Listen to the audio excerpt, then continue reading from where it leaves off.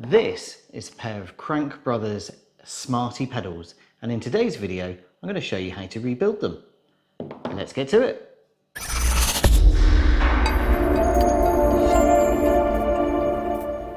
Now, the Smarty Pedal was one of Crank Brothers' entry-level products, and in theory they're not rebuildable. And in fact, if back in the day when these were a current model, they're not sold anymore, there were no rebuild instructions for them.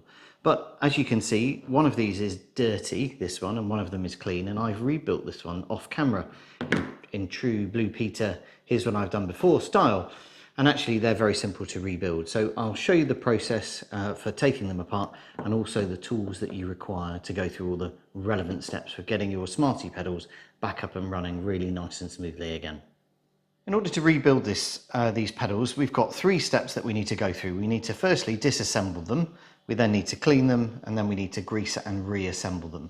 And for disassembly, what we have here is just a socket with a 9mm socket on the end, a ratchet with a socket on the end, a screwdriver, flat head, and then a 6mm Allen key. And that will enable me to show you how to take them apart.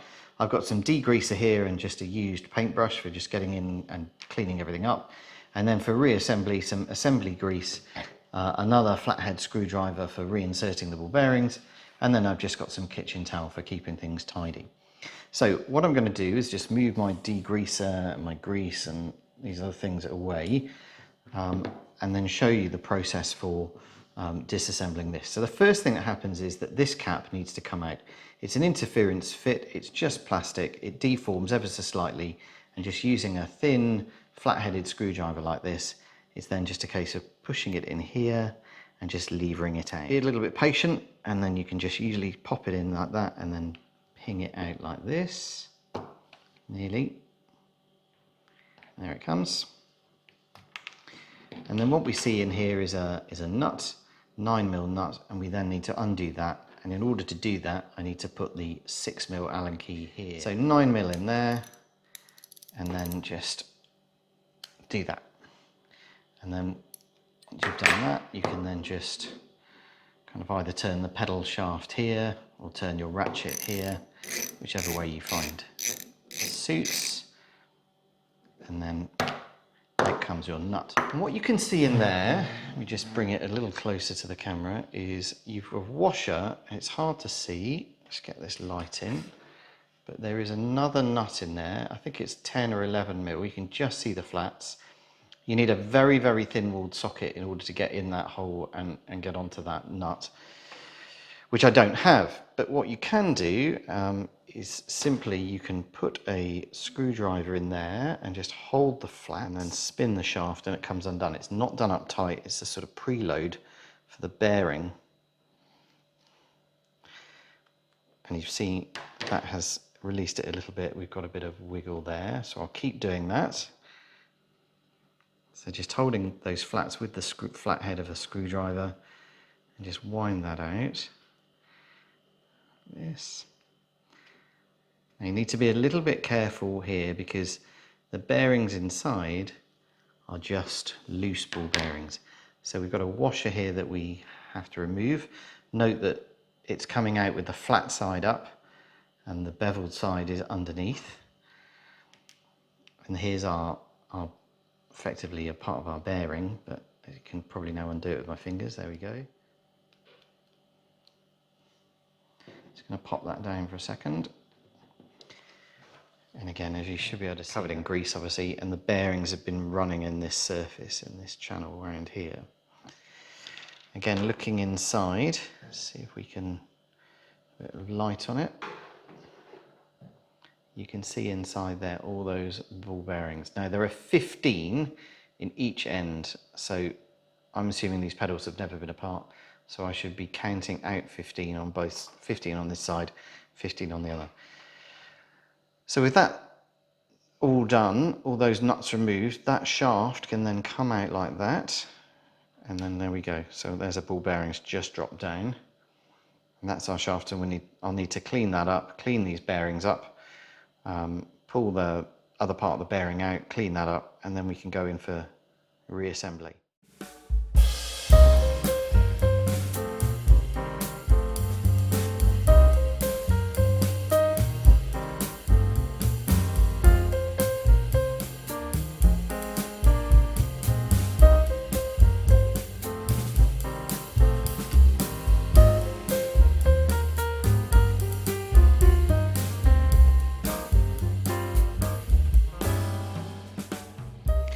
So as you saw there was one of these 15 balls hiding in the shaft, sort of got stuck halfway between the two, presumably part of disassembly. So there we've got 15 have come out of the, I suppose the, what is it, the shaft side here, and 15 have come out of the cap side, this side. So we've got 30 balls in total. And then inside you've got a metal race that they sort of run on. And what you can do is just put your screwdriver in here and just knock it out. Here we go. So that's the outer one. I like to keep them all together, or right one, and then then I can do exactly the same here. Just again, just running this screwdriver down.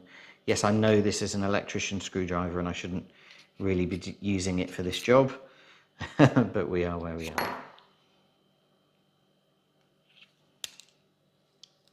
There we go, there's the second one. That's taken a little bit longer to get out, but we're here. So then effectively what we've got, and we need this for reassembly, is the cap. We then get the nut. We then have this washer. We then have that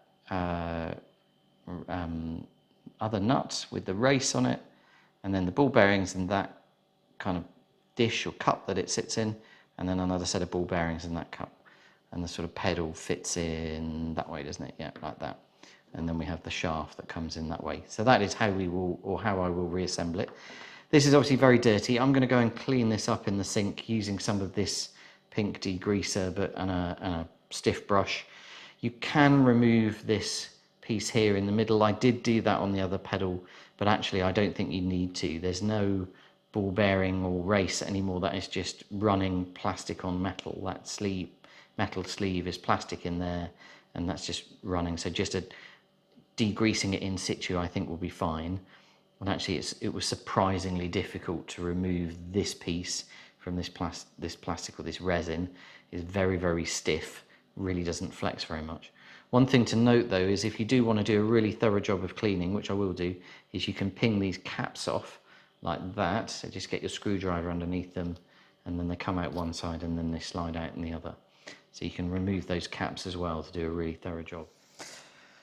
So there we go, that's now been cleaned up. That's looking a lot fresher and tidier, and this is still spinning nicely. So the next step then is to bring in some more degreaser in this little pot here, and then I'm just going to clean up all the hardware just to make sure all that old grease is gone, and then I can apply some new grease. I'm going to do the hardware and the ball bearings separately. So I'll just keep working away at this, and then when it's ready I'll dry them off and come back when it's all done.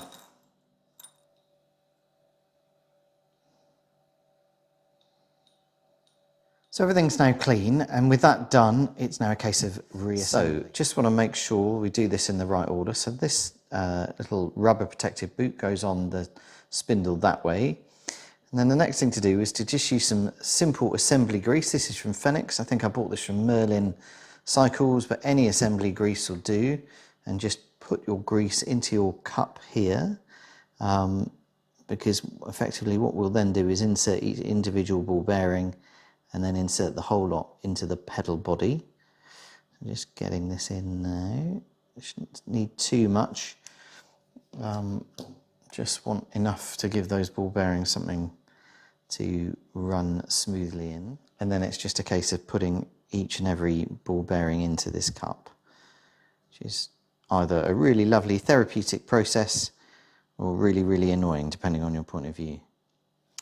So there we go, that's all our bearings inserted into the cup. So then it's a case of putting the spindle through there, like that, just checking that everything runs smoothly. And then with the spindle like that, what we can do is then just insert it this way. Now making sure that we're putting it in the right side. So there's a little kind of notch out here that there isn't on this side, there, so you can tell which side you're going in. So then just gently slide that in, like that. That's all, seems to be okay. And then what I need to do is effectively the same thing on this side. So let's just leave that there. More grease.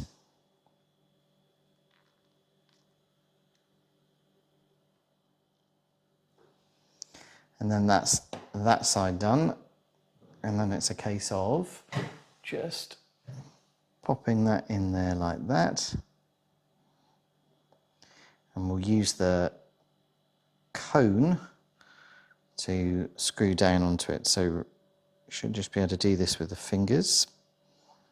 So just by holding it with the finger, twisting the spindle, I'll thread in and effectively draw down the cup into the body of the pedal. This is a good opportunity to show you what was happening earlier.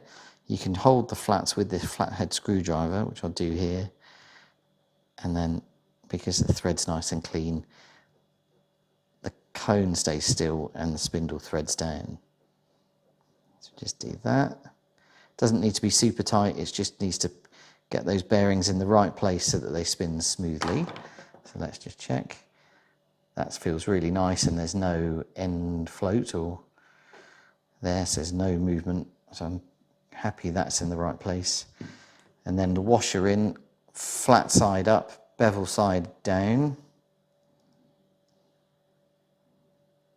Washer in, and that final nut, again there's a flat side on this nut and a smooth side, so it's checking I'm doing the right side.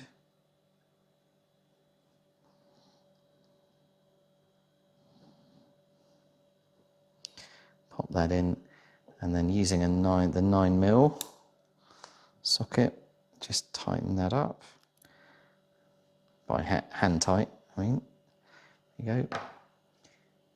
Yeah, and that feels really nice, and there's no movement there, and feels nice and smooth that way.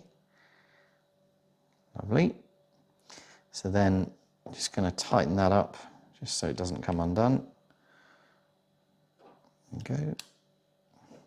Don't really need this extension. I don't know why it's on there, to be honest. Let's just tweak that up. Check it's still okay. Yeah, very nice. This bit in the middle is moving nicely too. There we go. And then it's just a case of putting your interference fit end cap in.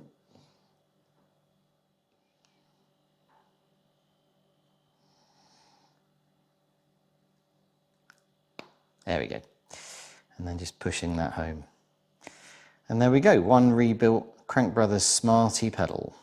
So there we go guys, that's how to rebuild your unrebuildable Crank Brothers Smarty pedals. I hope you found that video useful. If you have, do let me know, send me a comment, hit like. Always great to hear from people who are watching the videos. And if you like this kind of content, please do consider subscribing, it really helps the channel. In the meantime though, I look forward to coming to you in another video very soon. Thanks and goodbye.